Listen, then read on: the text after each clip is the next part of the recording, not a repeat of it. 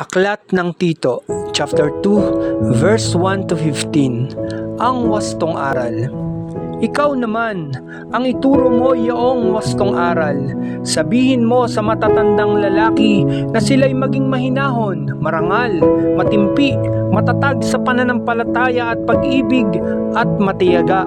Sa matatandang babae naman, sabihin mong sila'y mamuhay ng maayos, huwag maninirang puri at huwag mahilig sa alak. Magturo sila ng mabuti upang maakay nila ang mga kabataang babae na magmahal sa sariling asawa at mga anak. Ang mga babaeng ito'y kailangan din nilang turuang maging mahinahon, malinis ang isipan, masipag, mabait, at masunurin sa kani-kanilang asawa upang walang masabi laban sa salita ng Diyos. Pagbilinan mo rin ang mga kabataang lalaki na sila'y magpigil sa sarili. Sa lahat ng paraan, magpakita ka ng magandang halimbawa, maging tapat ka sa iyong pagtuturo at huwag itong aariing biro. Wastong pangungusap ang lagi mong gagamitin upang hindi mapintasan ninuman ang sinasabi mo. Sa gayon, mapapahiya ang ating mga kalaban sapagkat wala silang maipaparatang sa atin. Pagbilinan mo rin ang mga alipin na maging masunurin sa kanilang Panginoon. Huwag matutol, sikapin nilang maging kasiyasiya ang kanilang paglilingkod.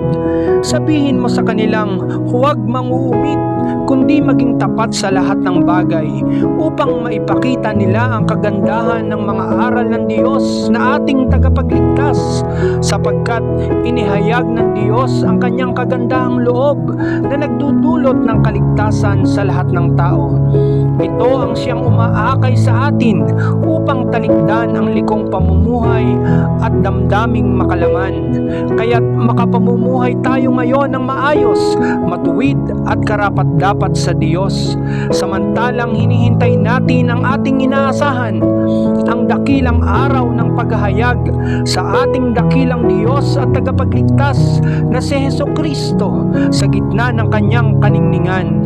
Ibinigay niya ang kanyang sarili upang iligtas tayo sa lahat ng kalikuan at linisin para maging kanyang bayan na nakatalagang gumawa ng mabuti. Ipahayag mo ang lahat ng ito at gamitin mo ang buo mong kapangyarihan sa pagpapalakas ng loob at sa pagsaway sa iyong mga tagapakinig. Huwag mong bigyang daan na maalipustakan ng sinuman. Amen.